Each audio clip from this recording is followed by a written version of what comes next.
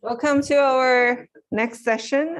We have Kacper and Megan who will give us wonderful talks about AI and explainability and automation. We are starting a little bit late. We're about like 10 minutes or so behind schedule. So we will probably eat a little bit into our lunchtime, but we have plenty of lunchtime left anyway, so we should be fine. But without further ado, I'll hand it to Kacper, and we will keep all the questions again to the end of both talks. All right, thank you so much. I'm Kacper. I'm a research fellow in machine learning at the RMIT University in Melbourne, Australia. And I mostly work on explainability from a technical perspective, so computer science, machine learning, AI. And recently, I've been rethinking the whole concept of explainability. I kind of found there's a lot of foundation lacking, and yet we are developing these new methods. So this talk is basically me trying to go back to the very basics and try to discover what's there and what are the problems. But before we do that, let's just have a brief look at automated decision-making. So this is more or less my understanding of what's happening there. So we have a natural phenomenon that we observe, and it generates some data. We use this data then to train our models that generate predictions, and then we can plug in an explainer, and this explainer produces explanations. There is a human at the end. Obviously, the human, the explainee, can interact with any of these elements, but then also this person comes with a background knowledge.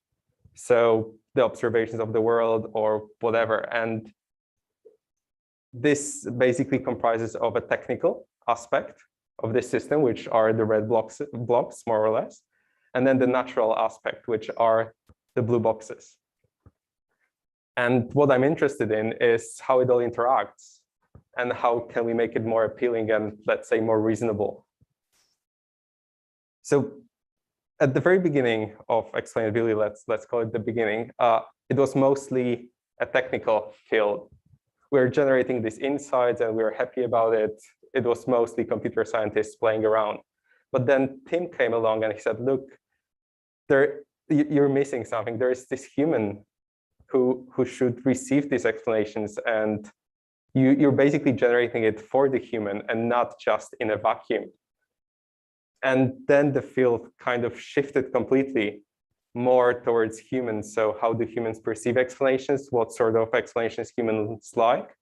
They should be interactive, probably conversational, probably counterfactual. So we really like hypothetical situations. What if this was not as it is? How would it end up? But then I think that we got so in love with this concept that we actually started overcompensating and focusing too much on humans and treating these systems only from a human perspective. Whereas if you think about it carefully, explainers are technical objects. So they may generate these insights that are directed towards humans, but they also have a lot of technical things going underneath the hood. So let me give you two examples. One is from a technical perspective, and the other one is from a social perspective. We'll start with the technical bit. So let's assume that we have an image and some predictive model, and this is what we get out of that model. So it's mostly 99% tennis ball prediction, and then some probability for golden retriever and Labrador retriever. And we're asking why. Why is this particular prediction reasonable? So this is an example of an explanation, and let me walk you through that. So what's happening here is we take this image, we split it into non-overlapping chunks, and we probe the model by saying, well, if we remove one of these chunks or a random combination of these chunks, how does the model respond? So we're basically trying to see which parts of this image are sensitive for a particular prediction. And then once we randomize that, so we remove random patterns based on this division of the image, and we quantify how much does removing certain patterns, certain parts of this image influences the prediction. And this is our explanation. So the two pictures on the left are explanations visualized in a different way. So that they are complementary actually. So it tells you, well, segment number 1 and number 5, which are the two in the background, contribute negatively towards the prediction of a tennis ball. And then the ones colored in green contribute in a positive way towards that prediction. So having these segments there gives you a tennis ball predictions, whereas if you remove them, you may not get a tennis ball prediction. And then the bar chart quantifies how much these segments actually influence the prediction. And then we can do, and this is kind of reasonable. There is some background noise there because you get these important bits of the background of the image, which you may question further. But in essence, it picks up on the tennis ball, which is great. But what if you explain golden retriever? Well, then you get some positive influence from the background. And what this explanation basically tells you, well, if the tennis ball is not there, then it's a golden retriever, which isn't a very good explanation. So you may want to probe that further. And this is what I've got here. So basically, there are two parameters for this explainer. It's a very basic explainer. And what you can change is, one, how you remove information from that image, because you obviously can't just remove them. You need a proxy for that. And the proxy in this case is occlusion. So you remove information from the image by replacing that particular partition of the image with a fixed color. So in this case, we have a bunch of colors to test, and I'll go through them in a moment. And then the second parameter is how many segments you generate. So how do you split the image so you can increase the number of segments? And on the right here, you can see the randomization pattern that you get. So these are all of these images that then we use to probe the black box, and then the explanation that we get on the left. So if you look carefully at that, if we change the occlusion color, the explanation changes quite drastically. And this is also relevant for other colors. So you can see that this parameter actually affects quite significantly how we generate the explanation and what we get out of it. And then the same applies to how many segments we generate for that image. So if we increase the number of segments, you can again see that the explanation changes. And as you increase the number of segments, it changes even further. An interesting observation here is that actually some parameter choices are more reasonable than others.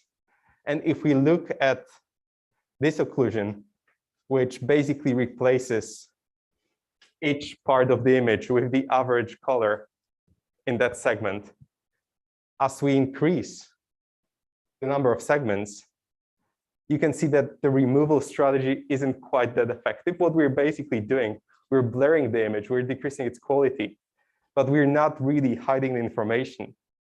And this is the core premise of this explainer. We want to remove this information in order to quantify how much it influences the prediction.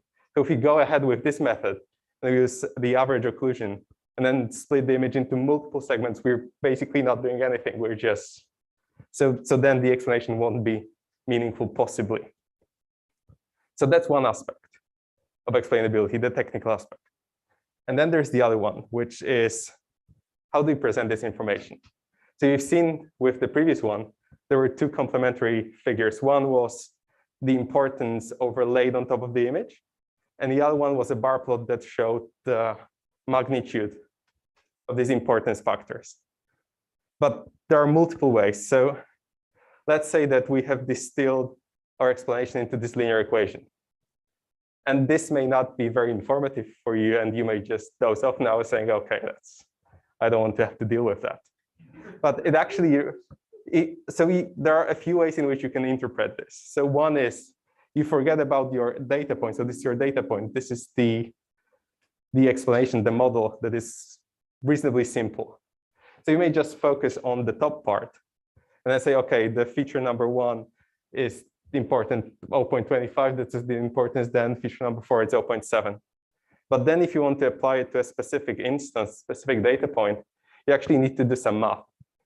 And then you plug this vector in, you do calculations, and this is what you get as a result. So then you can kind of quantify the importance of each feature for this particular instance.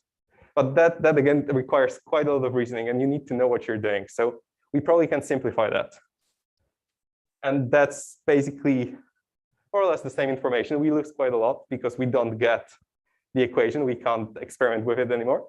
But this is representing the same information for the particular instance that I showed you on the previous slide. So that's a bit more reasonable. You see that the base prediction is 0.2, and then feature number 1 pushes it a bit to the right, and then 5 and 7 to the left, and number 4 more to the right, and you end up with prediction 0.6.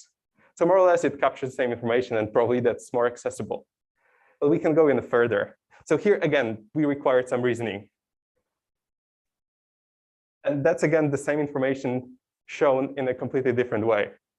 And I would argue that this is yet even more accessible. So you see that there's this base value of 0.2. You end up with a prediction of 0.6. And then there are these features that push to the left and to the right. And you end up here. So there's less reasoning required on the human part to actually get what's happening. So having seen that there are these two aspects, the social one and the technical one, can we actually use this to map out how explainability works? And these are a few of my ideas. So first of all, just asking, does the explanation work is meaningless. How do you define work? Is it your user study? If the users were happy with it, then it works.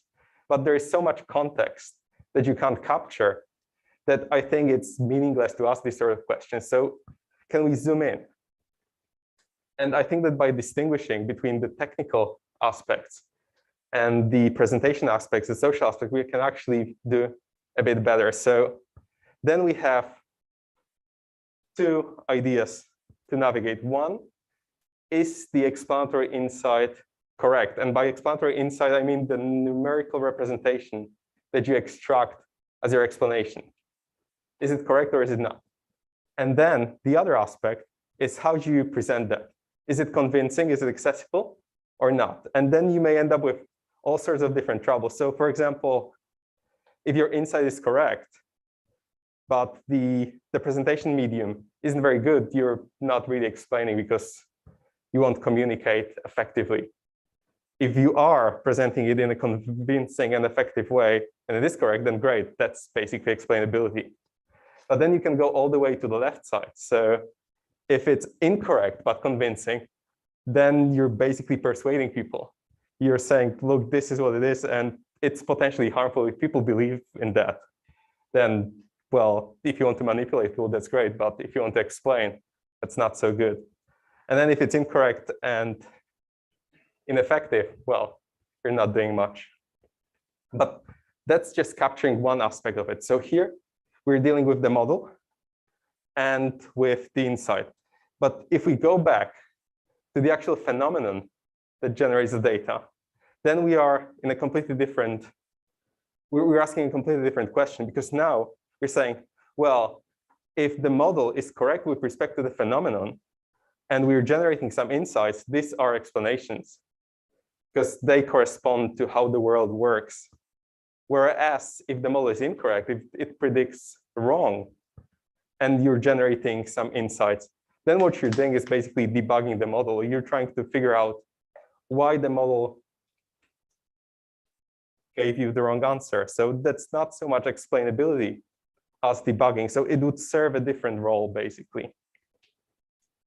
And having said that, what can we learn from this sort of differentiation?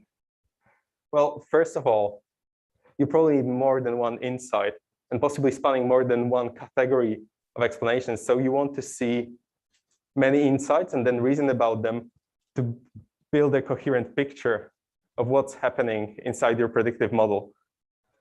Then also, explainability is not really a binary thing, because what is explainable to you may not be explainable to me. What I may find transparent for other people may be opaque. So for example, if you go back to the example of different presentation modes, then I can handle the equation just fine, whereas other people may prefer one of the plots. And there are different ways in which we understand. So basically, this would lead us to a conclusion that explainability tools are just diagnostic tools. There is not much explanation happening unless we actually understand what are the assumptions under which we operate and how to interpret their results. Because you may see a bar plot, and I may see a bar plot, and we may have a completely different perception of what it conveys, just because I may have some background that you don't. And this actually leads me to finally define explainability. So I define explainability as understanding. It has to lead to something. And whatever understanding is in this case, I don't know. It was probably context dependent. But what you want in the end is understanding. And understanding is achieved by gathering some transparent insights. And again, transparent is subjective. You want something that is transparent to you. And you reason about it, given your background knowledge, whether it's technical knowledge or domain knowledge. And you could see that, for example, with the very first example that I gave, with a linear equation, you actually had to do some reasoning in order to extract the explanation, possibly generate some meaning, some understanding. And this very much depends on what you present, in what context, and to whom.